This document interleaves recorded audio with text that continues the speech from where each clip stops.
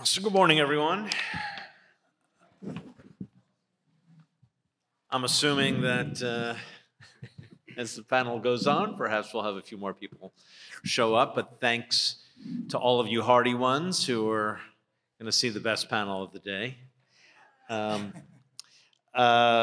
this is the elections panel.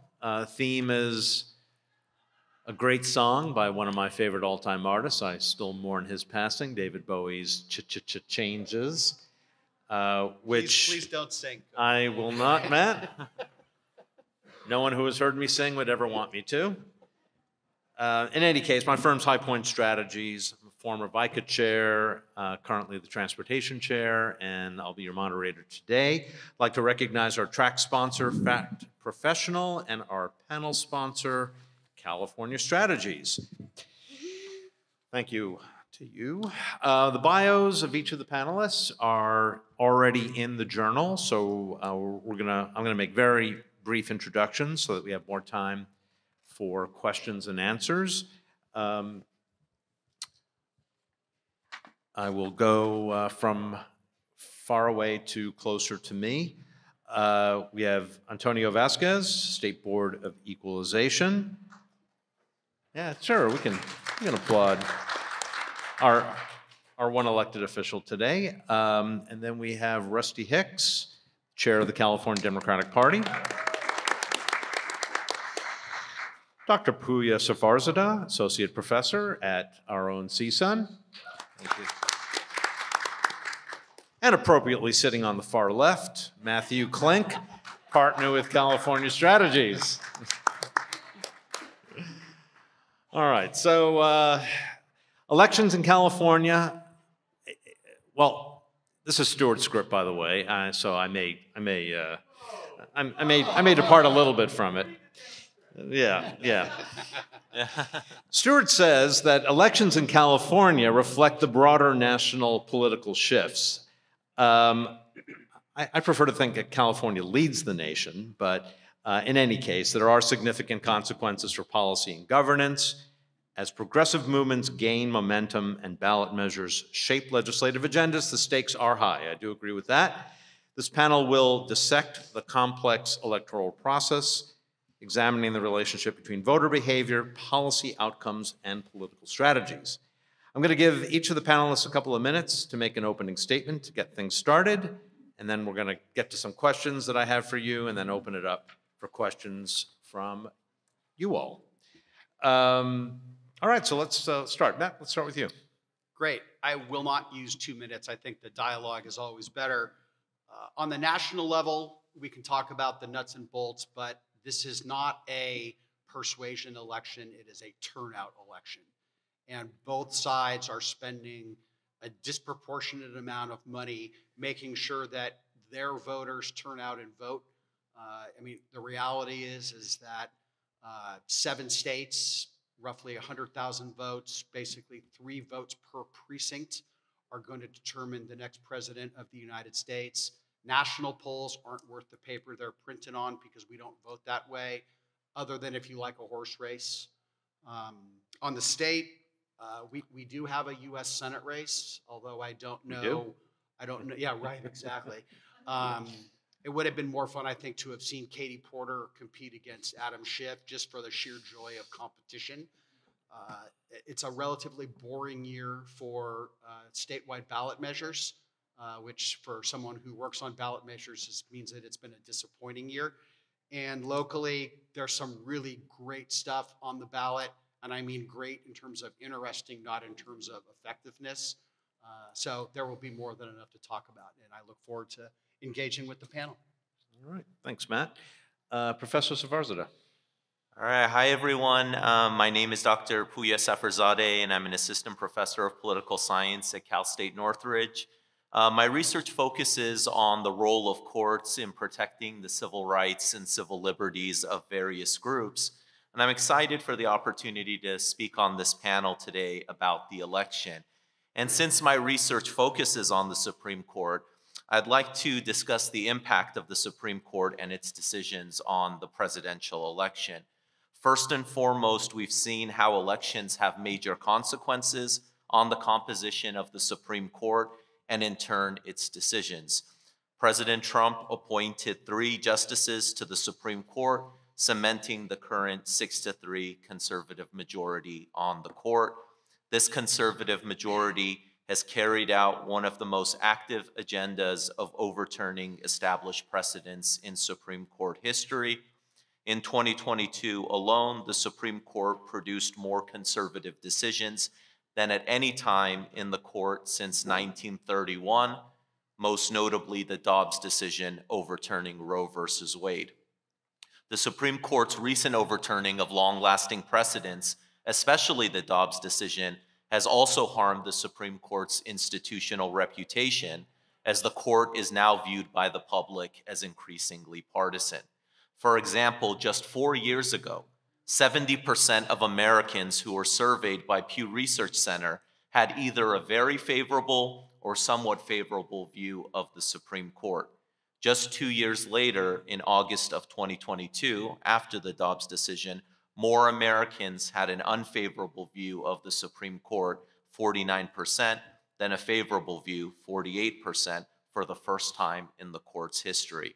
So it'll be interesting to see the effects of the Supreme Court's recent decisions on this election. Thank you. Thank you. Rusty? Good morning, everyone. Note to self, do not follow a prepared professor. Sorry. You will certainly come up short, I'm sure. I think the comments about the impact of the Supreme Court are absolutely right. The Dobbs decision, I believe the Chevron decision also, the regulatory impacts that may have down the road. But to a point that Matt made about this is a turnout election versus a persuasion election, I think in many ways it's both. Certainly it's a turnout election, but each campaign has modified their strategy to win at the margins, to persuade at the margins. It's a reason why you see Kamala Harris traveling around the country with a cadre of former Republican or Republican leaders, while Trump is obviously trying to appeal to young men of color. And so I do think there is some persuasion that's taken place in this campaign that points to a shifting in the electorate and demographics and their connection to one political party or the other, that we'll have to see how it plays out. But I think from an academic perspective, it's an interesting dynamic that we're seeing in real time. We'll have the opportunity to talk about the presidential and the Senate race, and no, there is not a Senate race at this point. And as the chair of the party, I'm certainly glad we have the matchup that we have today. So, yeah. Okay. Antonio? Thank you. Thank you for the opportunity to be here with you. And it's good to see so many different faces that I've known over the years. I've been involved in politics since 1975. And to me, this is such an interesting and dynamic election that we're going to see this year. Never in my experience have I ever seen a party, and I don't even know if it's even a party anymore. When I look at the Republican Party, to me, it's kind of evolved into a cult. You know, it's amazing how he could do so wrong and still have such a big following. And I think it was mentioned earlier, I think you're right. At the end of the day, it's all going to be about turnout. If we don't turn out the vote, especially the young vote, it's going to be a real interesting results at the end of the day. But looking forward to the conversation, I think is one of the topics I know we're going to get into a little bit later is some of the propositions in California and what effect they might have on a national level. And while they're maybe not as exciting as some folks might think they are, I think there's still 4 main ones that are coming out, especially one on affordable housing that's on the ballot. Of course, the climate, the environment is going to be a big one. Rent control is on the ballot, which could be huge, not only in California, but throughout the country. And the last one I was looking at was the medical insurance issue. Not only on the insurance on the medical side, but then also just for homeowners. You know, I sit on the State Board of Equalization, and we did a hearing not too long ago on just insurance because we're finding so many homeowners that are losing or being dropped. They can't insure their property, especially if they're in these fire zones. And then, I have, my district's the whole county of LA, and I went to visit PV, Palos Verdes. I don't know if people have been down there, but that whole hillside is shifting. Tragic. I mean, it's unbelievable. And I didn't know it was going on when I went to visit with the city manager and the mayor. It's been shifting since the 50s. This is not something new. I mean, we literally saw a piece of property that was sitting on a parcel up the hill, and now it's slid literally 3 parcels down into a vacant lot. And they're telling me, I am paying taxes on a vacant lot, but there's a structure on it. Does that structure belong to me now? Do I own it? And the fellow that's sitting up here paying, or was paying, or is still paying actually, property tax on a house that no longer exists, a structure no longer exists, is a vacant lot. So it's some interesting things that are coming down. And but I'll leave it up for the discussion a little bit later. Well, thank you. I think the way we'll structure this is start local and then we'll expand out to state and national. So let's start by talking a little bit about the city of Los Angeles, where we have seen over the past number of elections an interesting dynamic where you've got newer, well, in most cases, newer progressive candidates challenging longtime members of the city council. I will admit that in the 11th district, we saw a completely different dynamic with Tracy Park replacing Mike Bonin. But I'm just wondering, from your perspective, what does this trend suggest about voter priorities in LA, and what might be the impact on future city and county policies? And Professor, we'll start with you. So LA City Council elections generally have a very low turnout, so it is possible that progressive candidates will make major gains. But elections are very much kind of a factor of the times. There's often a pendulum between progressive and more moderate elections where progressives do better, and elections where then it kind of shifts into a moderate direction. For example, if we see in 2020, George Gascon won election as a progressive district attorney for LA County. Now he is 30 percentage points behind Nathan Hochman, according to an LA Times Berkeley Institute of Governmental Studies poll. So, we do see the progressive gains in the LA City Council potentially, but that does not necessarily ensure that, it will continue that trend in this election based on the factors on the ground. Rusty, what do you think about trends in LA politics? I think for the last, 6 years, 6 election cycles, everyone's been scratching their head trying to figure out and seeing the rise of progressive candidates. I think in some ways these progressive views, yes, are a factor of the times, but in some ways have always been there. They just simply haven't shown up to the ballot. And with election consolidation, certainly in presidential years, it doubles the number of voters under the age of 35 that show up. And there's not a significant down ballot drop-off between federal and local races. 10% or something like that, maybe 15% in some cases. But it's not, significant. It's not cut in half. And so I do think that there's, always a nuanced pendulum swing. LA is big enough to where you can have a dynamic on the east side that doesn't translate into the San Fernando Valley, that doesn't take place down in San Pedro. Tim McCosker is on the city council today and won just fine.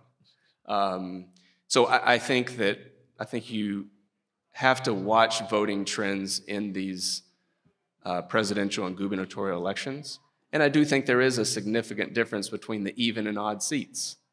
If you're on a gubernatorial ballot, you got a different electorate than you have on a presidential ballot. And so from an electoral standpoint, from a campaign standpoint, I think that's something that you got to continue to pay attention to.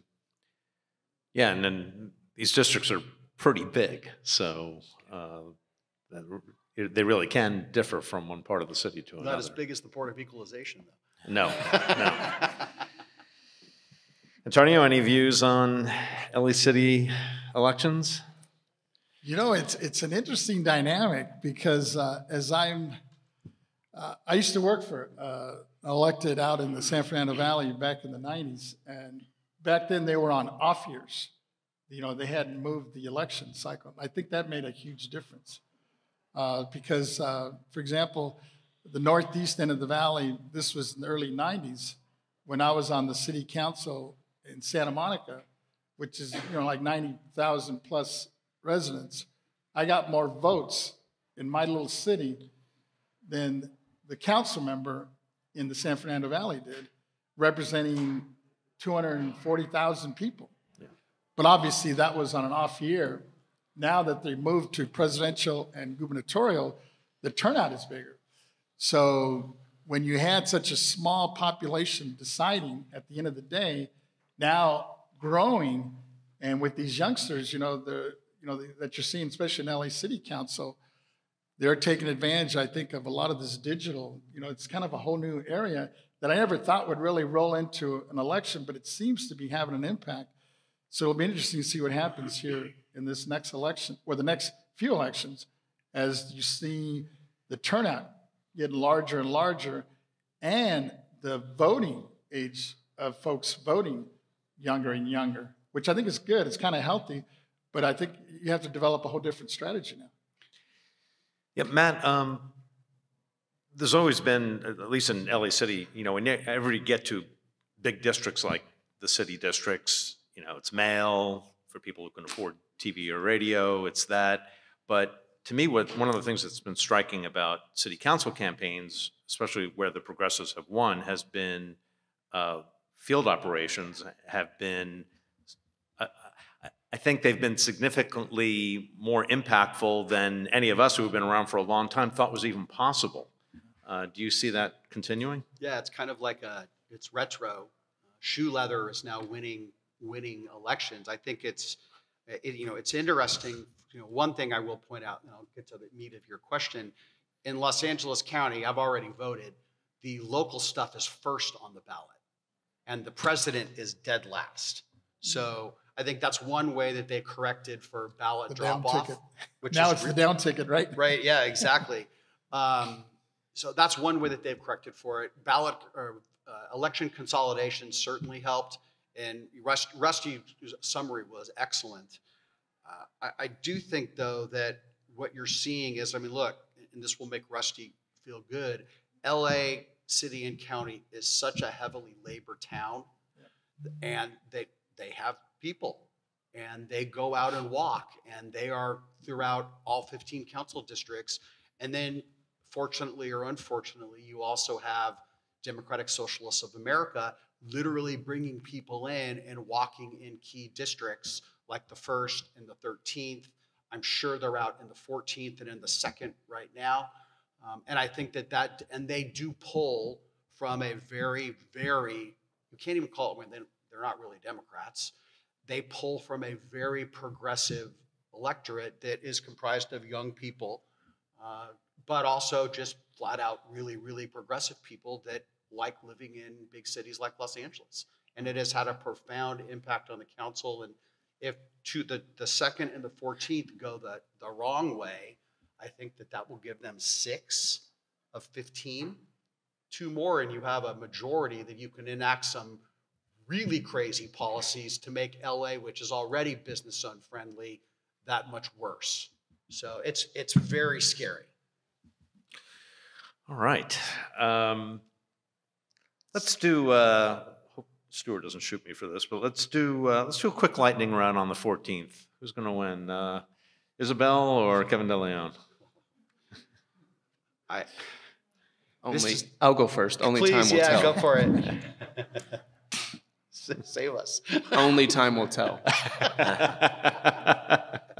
I think I speak for the panel when I say. All right. We'll leave it there. We'll leave it there. All right. Well, shifting. Let's expand our view to some of the ballot measures. And actually, before we go to the state ballot measures, We've got two, I think, pretty interesting county ballot measures. Measure A, which will extend and increase the sales tax for homelessness funding, or funding to address homelessness. We'll leave it at that. And then Measure G, which is an absolutely fascinating measure to expand the Board of Supervisors from 5, which has been since the mid-19th century, to 9. This has been on the ballot a number of times and has never won, but will also create, interestingly, a elected CEO with very, very significant powers, and has, I think, somewhat unusually split the Board of Supervisors. There is obviously a majority to put it on the ballot, which is why it's on the ballot, but a lot of controversy. Any views on? Start. Yeah, go ahead. So, if you weren't already aware, we passed, I think 7 years ago, a 1/4 cent sales tax. It was Measure H for homelessness, recognizing that the turnout was going to be larger this election cycle. The California Community Foundation, United Ways, and a group of organized labor put Prop A on the ballot that would get rid of the 1/4 cent, but would increase it to a 1/2 cent. And unlike Measure H that has a 10-year sunset clause, Prop A has no sunset clause. It's a tacit omission by the authors that the homeless problem is never going away, and it is a tax that will continue forever. Oh, we can always run a ballot measure to try to repeal it. Good luck with that. I mean, we know for a fact that the current system is not working. We've spent billions of dollars. California has half of the United States homeless population. Los Angeles County has half of California's homeless population. We now have a homeless industrial complex where groups that are so-called nonprofit housing providers are making big money on this problem that they're doing absolutely nothing to solve. The city and the county don't talk to each other, and yet they say, trust us, we're going to fix it, give us more money forever. So Prop A deserves a no vote for sure in my book. There is no opposition campaign to it. Unfortunately, we had great polling data, but we couldn't raise the $2 million we needed to get the message out. Measure G, and I'll be quick because I know everybody else wants to talk, and I see Rusty already smiling. Measure G. Oh, please go on. It's like, you're great. You're digging. Measure G was rushed to be put on the ballot. It passed with a 3-2 vote, and the 2 no votes were Holly Mitchell and Catherine Barger, the 2 supervisors that collaborate closely so regularly on the Board of Supervisors. I mean, look, I think that there is a reason to have a conversation about whether we should expand the Board of Supervisors, because the county is significantly larger than it was when the 5 when the 5 slots were given. But they rushed this thing on the ballot strictly for turnout reasons. The chief executive officer would be elected countywide, has no term limits. They say that it will only cost $7 to $8 million, and that the county has the money. Again, they don't need to do this right now, but by a 3-2 vote, they decided to put it on, and there really is no opposition to it. So I don't know how it probably will pass. But then it'll, this is what is it? This is another fine mess you've gotten me into. So, go, Professor. Well, I'm not as kind of up to date on the local ones. I could talk about the state ones, so I can defer now for Rusty maybe. Rusty, any views on the A and G? I mean, I think my friend Matt's rhetoric is a bit over the top relative to Measure A and the need for significant permanent funding around a challenge that is not going to be solved overnight is worthy of support. And I would just simply say, if in this town you can't raise $2 million to run an opposed campaign, it must not have the significant opposition that you're referring to. I don't know if 2 million would get you there, but just to even raise 2 million to oppose something like that. Measure G, I think there's a reason why this conversation about board expansion has come up multiple times. And certainly a process to get to that is, certainly worthy of a conversation and potentially an expansion. A countywide elected CEO that has comparable powers to 5 or 7 or 9 members of the board, I do think creates some complications down the road, whether you're, in organized labor or you're a business trying to operate in the county or just a resident.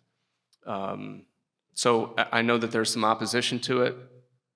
I would say it's probably better than if you want G to pass, it's probably a good thing that I'm not focused on LA measures at this point in time. Because I think it would be pretty easy to beat. Oh, absolutely. To be honest. Yeah. Antonio? I actually was trying to push a similar proposition on the county years ago, because I think, the county with 5 members is way too small, right, for the size of the county. So I'm glad it's moving forward. I'm not too we're really excited about the county basically mayor that they're creating. I'm not sure that that was well thought out. But at the end of the day, I think you're right. At the end of the day, Rissa, I think it's actually probably going to move forward. I know it's failed in the past, but not seeing very strong opposition against it, it probably has a pretty good chance of going forward. On the homeless issue, my frustration, up in State Board of Equalization with tax credits, I've been trying to create more incentives to get folks, not only in the nonprofit world, but in the for-profit world, to start building affordable housing. Because every year we're falling further and further behind. And I think the homeless problem is only going to get worse. It's not going to get better. Well, for-profit housing providers are not available for any funding under Measure A the way it's written. I get that. But I'm saying at the end of the day, anything we could do to help in that arena is, I think, we need to look at. Because, even with tax credits on the Board of Equalization side, it maxes out and it's very competitive. It runs out. And I think we needed to create more pots of money. And I think the fact that they got rid of the whole redevelopment agency was a huge mistake, in terms of creating more housing. So while it's not the perfect measure, I think it's something that definitely will make a dent. Thank you. I mean, on G, I will point out that I moved to California in 1978 and actually moved to the Valley. And I don't believe there's been a Valley resident on the Board of Supervisors in that entire time, despite the fact that the Valley is a fifth of the county. And I think expanding the board will probably guarantee that, which to my mind is a good thing. I understand the elected CEO gives a lot of people pause. All right, let's move on to the state ballot measures. It's a pretty full ballot. A number of people, including Matt, have said, yeah, we got a lot of stuff on there, but it's all pretty boring. But we'll... I mean, it's not important, it's just boring. Professor, let's start with you. Why don't we, just in order to keep this manageable, why don't you pick a couple that you think are most interesting or most important, and what you think the political and policy implications are? Yeah, I think Proposition 36, the ballot initiative that would roll back the former Proposition 47. Proposition 47, which passed in 2014, reduced theft and drug crimes from felonies to misdemeanors. For example, currently shoplifting $950 or less is a misdemeanor as opposed to a felony. According to a Berkeley Institute of Governmental Studies poll, 60% of voters support Proposition 36. So going back to that pendulum of, in 2020 and earlier, very much in favor of criminal justice reform, it seems like pendulum is a little bit, moving into the other side on more strict on reducing crime. Even though statistics have shown that a lot of crimes have gone down, especially more recently, the perception is still that it's very high, especially notable news stories of kind of smash and grab robberies and things like that. So there's, seems to be very high support, in the state for yes on Proposition 36. Rusty?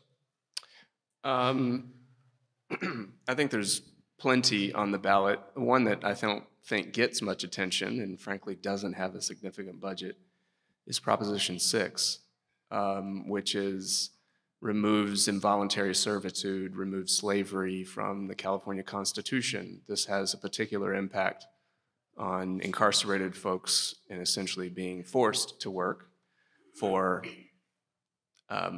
free, essentially free, to turn a profit for the department. Now you can talk about whether that goes back into the operations of the institution or the department. That's one thing. But I was sharing before, I teach classes at College of the Redwoods up in the far northwest corner of the state. I teach political science to incarcerated students in the evenings. And my students are, in many cases, required to work. And I ask them, what are you being paid? And they're paid between 8 and 11 cents an hour to work within the institutions. And if you're a tutor in the academic wing, in the education wing, you get $1 an hour. If you're a trained professional, you get $1 an hour. And so, you can talk about, if you can't do the time, don't do the crime, and tough on crime measures and all of that. But I think there's something fundamentally wrong with that just as a concept. And so my hope is that it passes. I haven't seen any polling or research to say, and I know that campaign has next to nothing for a campaign, forget 2 million. Luckily, there is no opposition to it. There's no opposition. So I think it surprises people that it's even in the Constitution and that this is even happening. You're talking about Shawshank Redemption level kind of stuff going on, aside from the warden paying people off and all that kind of stuff. I'm not saying that. But from a prison industry standpoint, that's really what you have. So for me, personally, I think that's a pretty intriguing measure that's made its way to the ballot. Great. Antonio?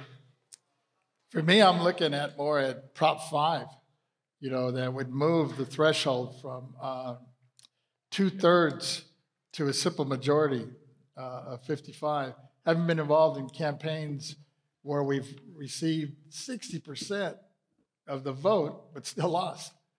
And, since Prop 13, a lot of the school districts and cities are put in a position where they have to put these measures on the ballot to backfill just to support city services and school districts.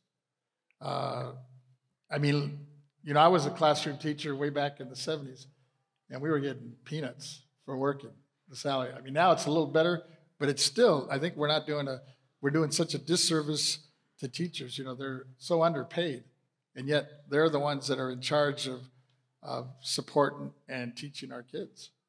And then we wonder why there's so much upheaval and crime in our cities. We're doing a terrible job of educating the next generation. Thank you. Matt, I'll bet you have a different view on that. All right, Matt, let's hear it. No, look, that's the last thing California needs is to make it easier to raise taxes. And I'll leave that alone. Enough said for me about Prop 5. The one that I want to talk about is Prop 33. Rent control, again, put on the ballot by Michael Weinstein, is on the ballot for the 3rd time in 6 years, I think. I would like to personally thank Mr. Weinstein for putting it on the ballot because the opposition hires my firm to kill it every 3 years or every 2 years. It's going to lose again. It's not, I think it'll be closer than it was in the past. Typically, we win by about 20 points or we defeat it by about 20 points. It'll probably be about 12 to 14 this time. But a bad idea. Rent control will not solve the housing crisis, and it will not make rent more affordable. I'll leave it at that. Okay. All right. Let's move to. Now, obviously, there's a lot going on nationally, and we'll get to that in a minute. But as someone who participating in politics statewide this year, it's clear that where California is going to have its greatest impact is in the big House races. One here in Los Angeles County, up in Antelope Valley and Santa Clarita, and then a couple down in Orange County and that area, Inland Empire, Central Valley. These races by themselves, or probably in conjunction with a few other races around the country, could determine who controls the House of Representatives starting in January. So I'm just kind of curious what your views are. And we're going to switch the order a little bit so not everybody's always following the same person. Antonio, we'll start with you and then work back to me.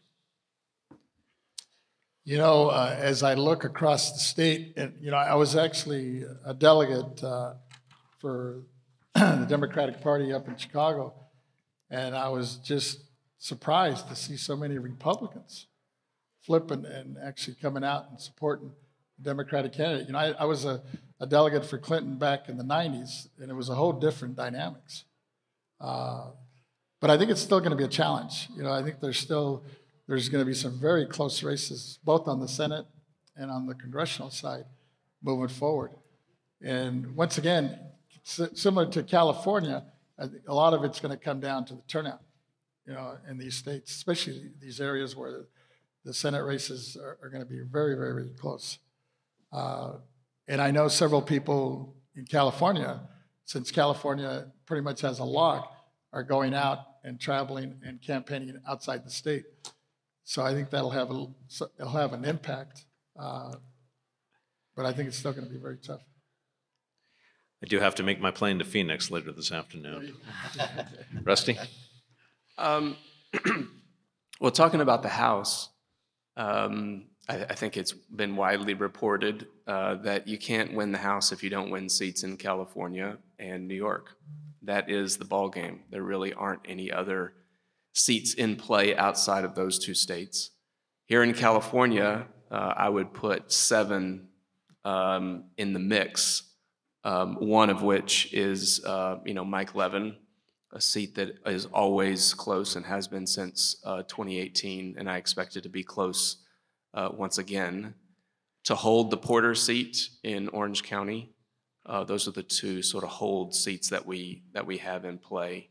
And the other 5, you got 2 in the Central Valley, John Duarte and David Valadeo. So our candidates are Adam Gray and Rudy Salas that are running for the second time.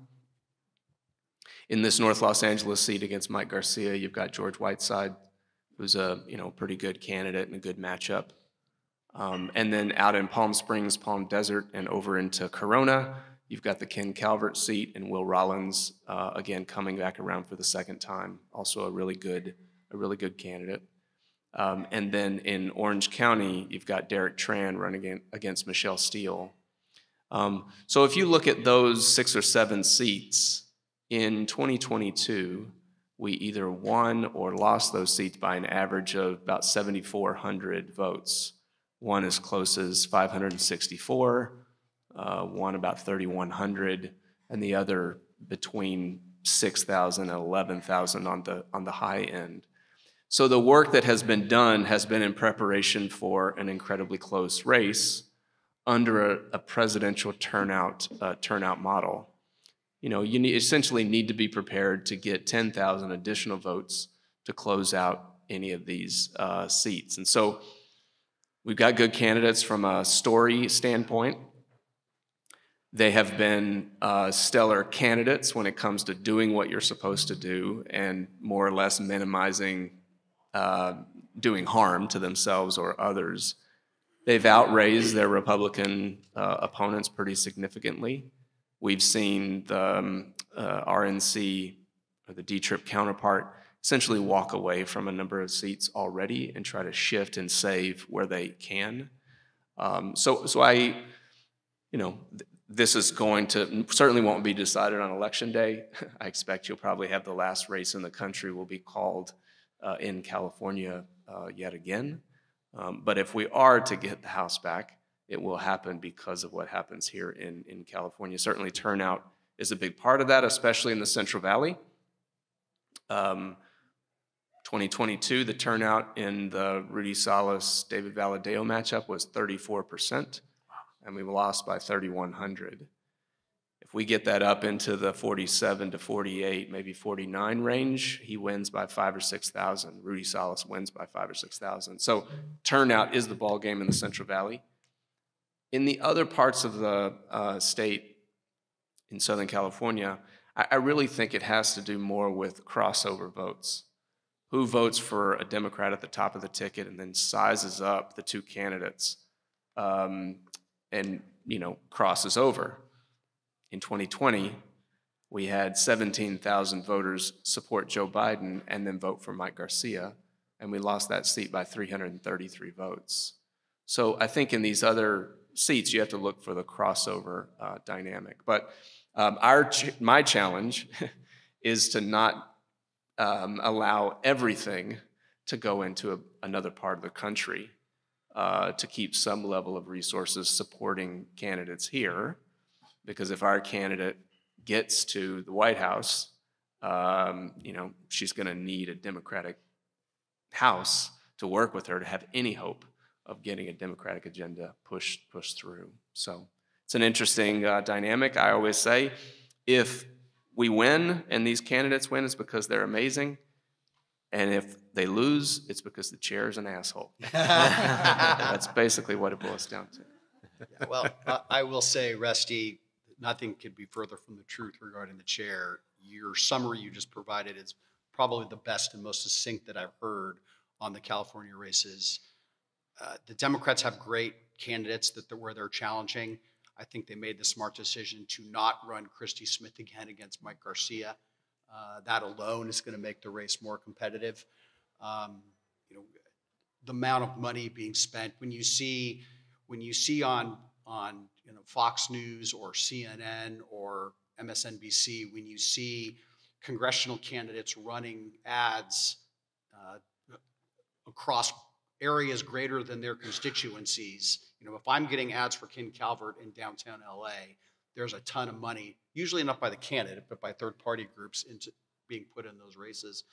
And I do think that California is going to determine who the next Speaker of the House is, and I think it's going to be Hakeem Jeffries. Mark Mecklink's words. I hope I'm wrong.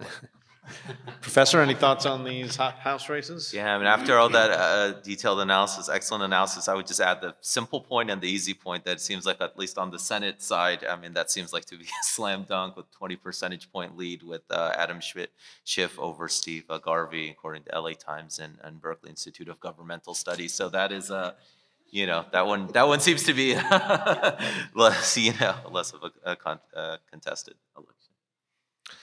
So, I don't think it's news that California has swung pretty solidly blue over the last couple of decades. And in fact, I was looking up today the last time a Republican not named Arnold Schwarzenegger was elected to statewide office, and I think it was before the turn of the millennium. I think it was like 98 or something like that. So, and so that creates an interesting dynamic in California where the big fights are often within the Democratic Party, and also you've got a Republican Party that's trying to find its way back. And so, just kind of throwing that out there as to if you agree with that dynamic as I've described it, and what the implications are for California politics in the future, and take anyone who wants to answer that. I'll start.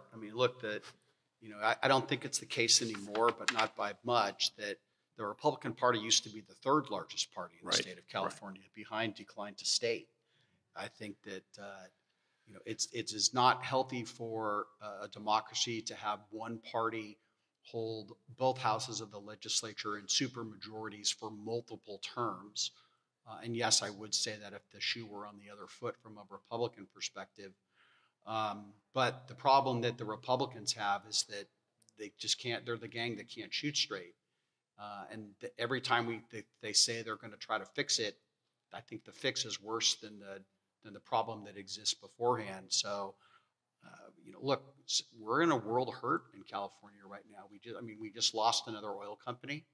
So 8% of our refining capacity is lost as of December of 2025. Gasoline will be 65 cents per gallon more expensive on November 8 because of the most powerful agency in California, the California Air Resources Board.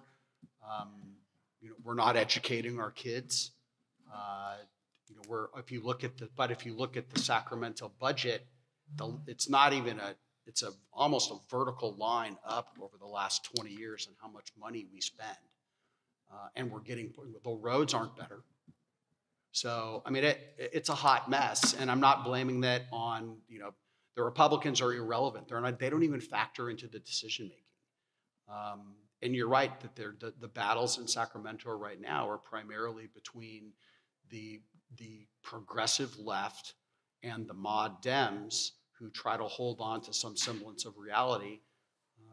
And it's good for me to work for industries that are heavily regulated and taxed, but it just makes for some really wacky decision making that, eventually people are either going to get so fed up that they enact a change or they're going to move.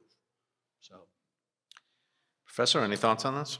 Yeah, I think just, everything is just kind of so linked to the national politics and the national election. So you even see, in the Senate race and the even district attorney race, Republican candidates often being linked and associated with President Trump. And that is kind of outside of the mainstream of moderate Republican Party, and it's kind of taken over the Republican Party at the national level. So it would be difficult for Republicans to make inroads if the representative of the Republican Party is at such an extreme level, and all candidates, whether at the governor level or Senate level, are being linked to that, kind of extreme form of the Republican Party. So that I think a lot of that is kind of diffused down from the national level. So that's yeah. I'm trying to figure out where to go after Matt's lengthy reason why he is still in California. I guess the enterprise is that good. Too many friends. I guess so. A good baseball team. I think it must have been about a year ago. I gave this quote to a reporter from the New Yorker and asked him not to run it, and he ran it anyway, which is, he says, "What's it like being chair of the California Democratic Party?" And I said, "It's like being that character in that cartoon Gumby. Like I feel like I'm Gumby from time to time, pulled from one side to the other." And it's absolutely right. The fights that we have are on our side of the field at this point. And despite, encouraging our colleagues on the other side of the aisle to get their act together and to provide, at the very minimum, a loyal opposition role, they haven't seemed to figure that part out. And, all chairs have sympathy for another chair. So I have sympathy for Jessica and her role as chair of the California Republicans, because it's a different fight, but it's a challenging one. When they have been given the opportunity to put forward a party of relevance, they've chosen not to do that.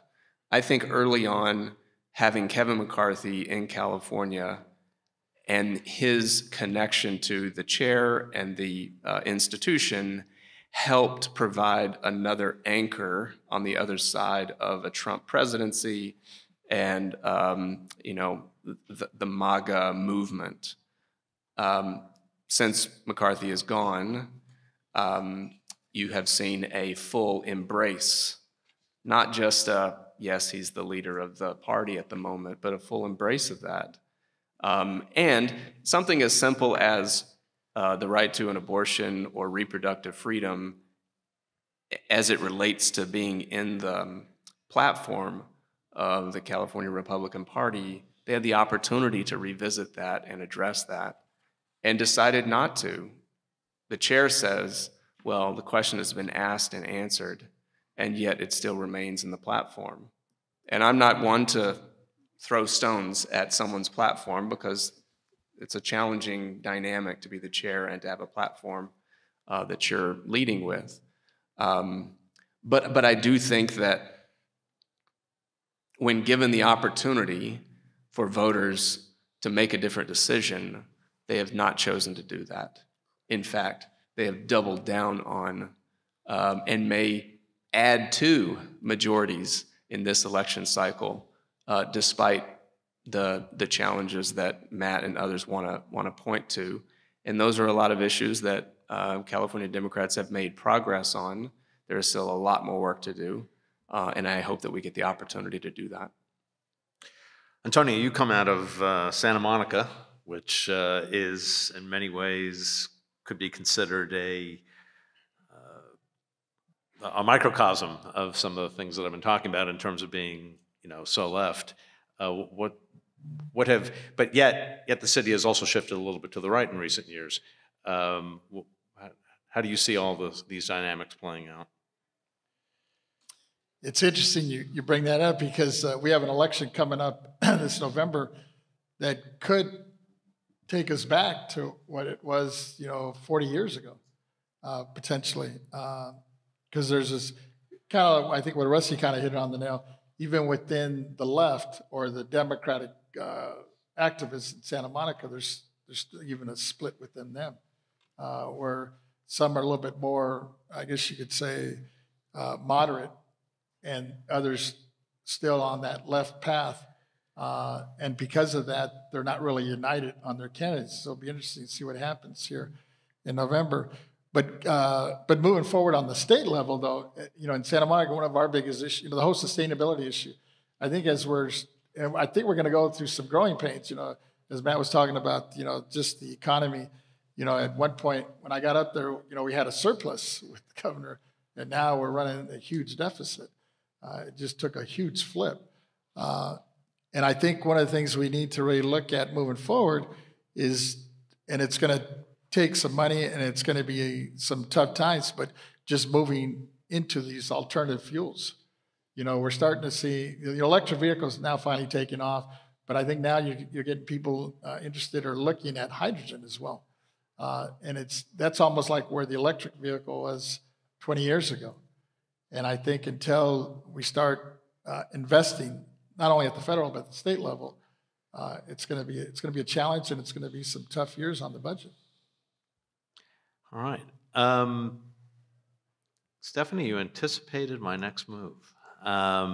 So we've got about 10 minutes left, and I've got a lot more questions I could ask, but let's open it up. And Stephanie, your hand was already up, so go for it.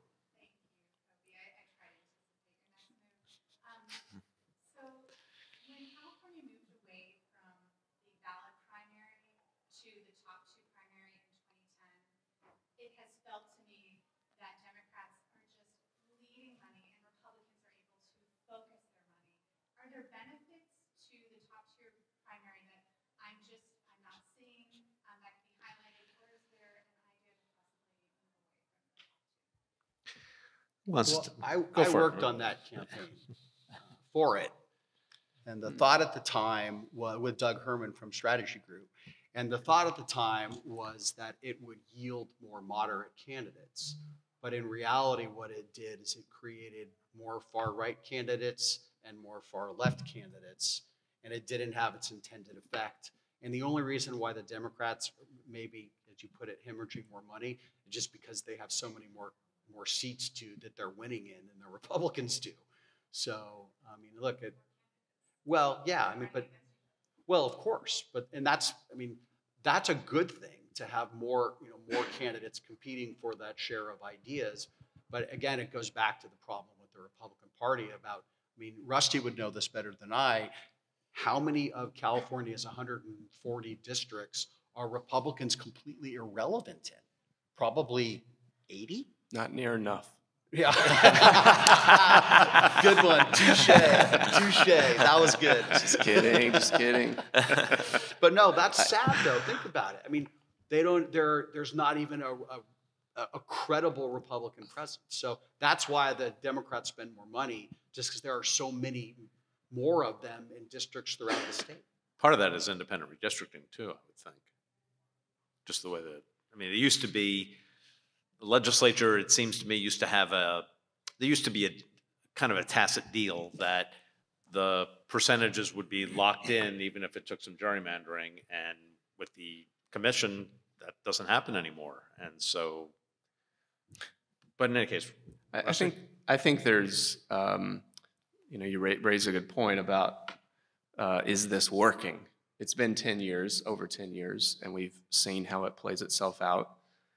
It makes both the primary and the general really painful for not only partisans, but I think for, in many ways, everybody. I think it could have been defeated when it came forward, but I think those that had an interest, a long-term interest in making sure that we stuck to the former system, just simply were distracted with other things and really didn't know how it would play itself out. I think there's pretty universal, you're beginning to see universal opposition to the concept of a tattoo primary, primarily because people get tired of the games that get played related to it. I do not begrudge anybody from using a legal means to get to the finish line. Those are the rules, and they're abiding by the rules. But I think people, you see one. Could you be talking about a congressional race in San Jose, for example? Well, I'm talking about people complaining about a U.S. Senate race. Yeah, exactly. Where you had the leading candidate supporting a candidate from another party. I don't begrudge Adam Schiff for doing that. It's within the rules. He's playing by the rules, and he's playing to win. But people who want to see a matchup in the general would have advocated for that. I don't think voters really want that. They're getting a stark choice in that case, but in a lot of races they aren't. And so I think there's likely to be a lot of folks talk about making a change. But the one thing that I will say is that this is the kind of change that's like term limits. Everybody knows that they need to be changed. Everybody talks about it. Nobody really does it. And it takes somebody to do the less than exciting thing to make that kind of change. So I think this is another example where it's going to take that kind of a coalition to come together and say, all right, we're just going to fix this, once and for all. So, Professor, any thoughts on top two versus the traditional system? No, I'm going to save some more time for questions. All right. Antonio? Anything else, or are you good? I think they pretty much answered Rusty's pretty much hit it, what I was going to say, really. All right. Any other questions on that? Dennis? Presidential election, I just wanted to panel have your thoughts on the October presidential election. I got Matt's viewpoint in the hallway, which was interesting, but just wanted to get the rest of the panel had some thoughts. All right. That'll be a little bit of a lightning round. Antonio, let's start with you. I'm sorry, you were asking. Yeah, Harris or Trump? I think Harris will pull it off, but it's going to be so close. I don't think we're going to know until weeks after. It's going to be such a close race. But I'm glad that Harris is in versus Biden, because I was a Biden delegate, and I was really struggling with that one. I'd rather be us than them. I'd rather be Kamala Harris's campaign than Donald Trump's campaign for a couple reasons. One, he's got a ceiling. I think he's got a 46, 47, maybe a 48% ceiling, and that's as high as he's going to go. Kamala Harris has the ability to grow. Two, she's got the resources and the likability with voters who have the potential to be persuaded. And then I think third is that we just got a better ground operation than they do. That has been in the works for 18 months, 2 years. And yes, the top of the ticket, there's a lot of things that you have to change. You don't have to change the ground program that has been in place for nearly 2 years. And so I think it gives us the opportunity to win a close one. And by close, I'm talking anywhere from 30 to 50,000 votes in those 7 states.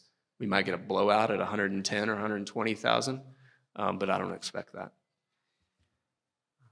Yeah, and I would just cite a quick statistic here. I mean, I think, you know, it will be a very close election, but there are, you know, some issues as far as, you know, potential of maybe a replay of the 2016 election. So I think organization is very important. According to an NBC News survey, 65% of Americans say that the country is on the wrong track.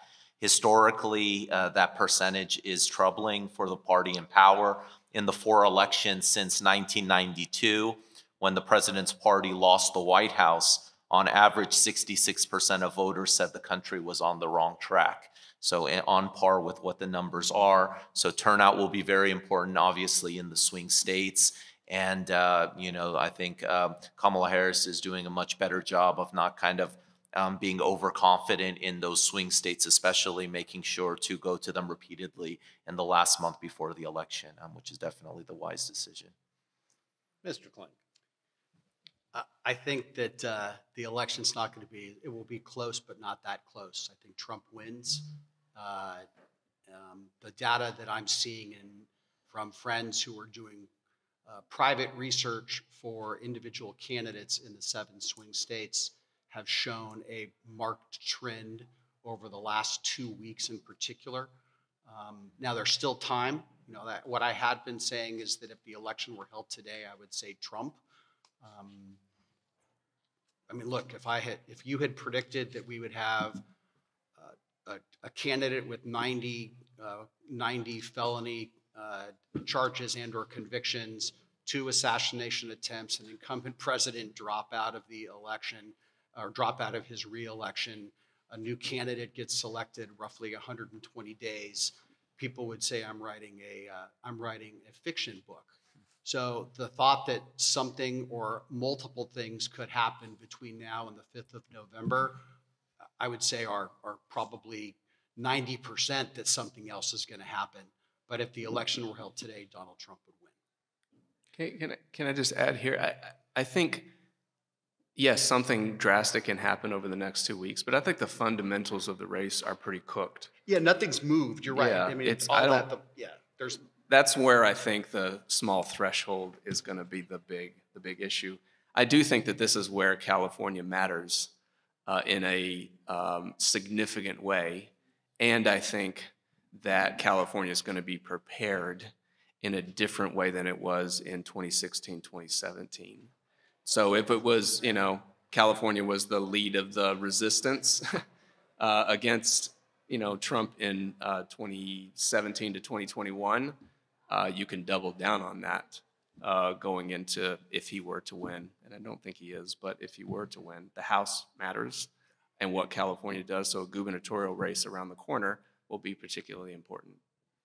All right. And then I think we're going to have to leave it there. So let's thank our panel sponsor again, California Strategies, as well as our track sponsor, Fact Professional, and let's give a really good round of applause to our great panelists today.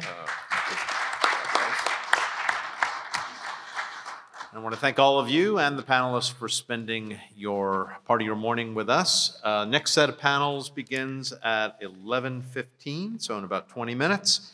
I encourage you to visit all our exhibitors. Make sure to return your bingo card to the VICA registration table for your chance to win round-trip tickets on Southwest, a signed football from the LA Rams, jewelry from Kendra Scott, and a gift card from the front yard at the Garland. Thanks again to everyone who participated and came, and we'll see you around later on, and we'll find out by December who the winners are.